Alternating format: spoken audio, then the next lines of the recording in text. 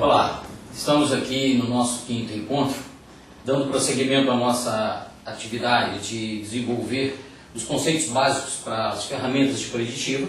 E neste momento, nós estamos dando ênfase agora para as análises de vibração.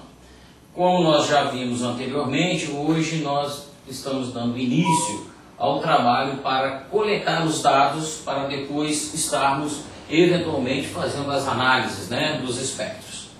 Olha, é extremamente importante essa fase, como toda outra fase de desenvolvimento de análise dos espectros. Vejam só, se nós coletarmos lixo, vamos analisar lixo. Se nós coletarmos sinais de boa qualidade, teremos um diagnóstico mais preciso e teremos um diagnóstico que vai nos dar realmente um bom resultado. Mas muito bem, esses espectros, os quais nós vamos estar coletando das máquinas para as quais nós queremos fazer algum diagnóstico do comportamento dinâmico dessas máquinas, eles precisam de chegar até o nosso analisador, coletor e analisador, através do quê? Eu tenho que ter um sensor este que tal como eu tenho, por exemplo, um termômetro, que é um elemento especificamente voltado para coletar temperatura, medir temperatura, nós temos os medidores, vamos falar dos sensores medidores de vibração, que são os elementos aos quais eles coletam a informação da vibração aqui e através de um cabo conectado ao analisador, transfere esses dados para o mesmo. Muito bem. Bem, agora, esses sensores, eles podem ser de três tipos, como, por exemplo, sensor de deslocamento, que nós, tal como este aqui, que é um sensor de proximidade ou sensor de deslocamento, também conhecido como proximímetro, Temos ainda um sensor que é um sensor de vibração no parâmetro velocidade, que nesse caso é um vibrômetro, que tal como o sensor de deslocamento, ele tem as suas características, suas especificações. E nós temos também os acelerômetros, que são elementos de coleta de dados no parâmetro de aceleração. Dentro do campo de acelerômetros, nós temos algumas especificidades de sensores, como por exemplo, esse é um sensor que nós chamamos um sensor ICP. O que é um sensor ICP? É um sensor que também pega um sinal de aceleração e através de um processamento dele, de acordo com a sua característica, ele transfere isso em uma carga de tensão. Nós temos um sensor de aceleração, tal como esse aqui, que nós podemos chamar um sensor de carga, que na verdade já é um sensor que com outras características, mas também pega a aceleração e transfere para o coletor. E temos ainda um sensor do tipo line drive, que é um sensor de corrente, que também pega o sinal de vibração e transfere isso para o analisador de vibrações. Olha, gente, existem algumas situações que nós devemos usar um ou outro, ou um especificamente, e ainda nós podemos dizer agora que essa é uma fase extremamente importante nesse processo da vibração. De nada adianta nós termos o melhor coletor e analisador, tal como esse aqui. De nada adianta nós termos o melhor analista de espectro se nós não tivermos uma boa coleta de dados, um bom procedimento ou um bom planejamento nessa coleta de dados. E é sobre isso que nós queremos dar a maior ênfase agora, para depois prosseguirmos com as nossas coletas de dados e eventualmente fazermos as nossas análises de espectros. Muito bem. Como é que nós podemos coletar esses dados, né, com esses sensores? Olha, nós temos várias formas, né? Uma delas seria tal como essa aqui, né, de fixar um sensor a uma base magnética, né? E essa base magnética, tal como essa aqui, que é específica para coletar os dados em superfícies curvas, e aí nós poderemos ter todos os sinais sendo migrados para lá.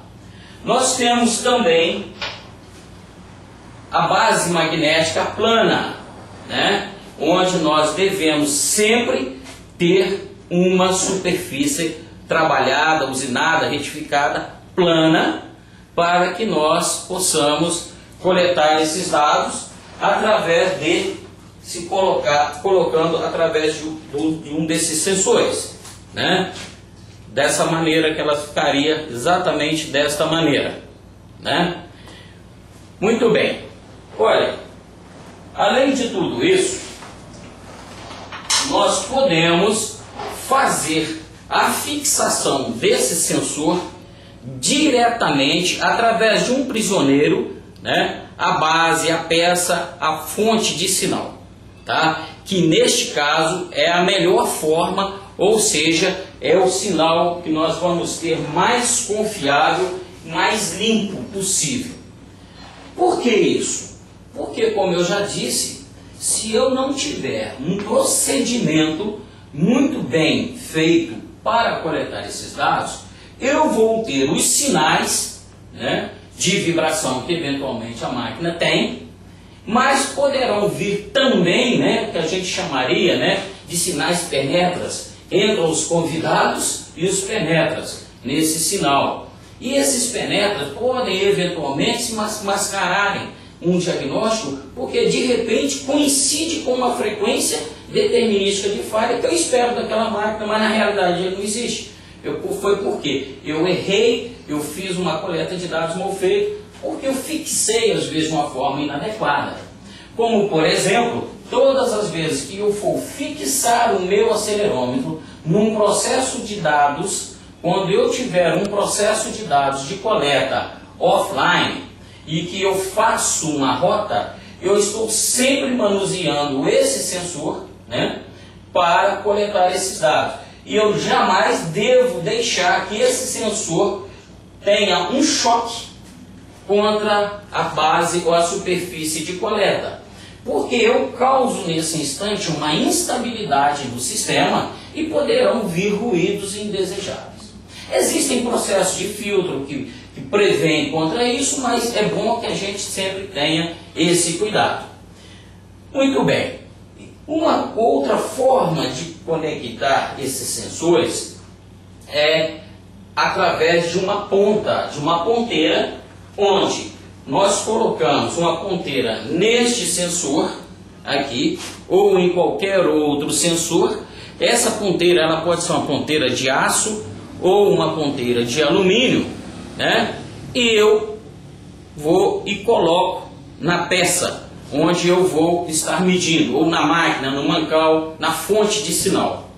Essa é a das piores formas de coleta de dados. Por quê? Porque todas as vibrações, né, elas têm os seus planos de propagação específico. E em cada um desses planos, eles têm um determinado grau de liberdade. Então, se eu mudar o ângulo de coleta, por mínimo que seja, eu interfiro no nível do sinal. Posso, especificamente, não injetar uma frequência diferenciada, mas posso interferir no nível do sinal. Então, daí, eu devo sempre manter as mesmas direções, os mesmos pontos, com a mínima variação possível. Para quê? Para que num processo de avaliação de histórico, de medição e de avaliação e de diagnóstico, eu tenha o máximo de confiabilidade.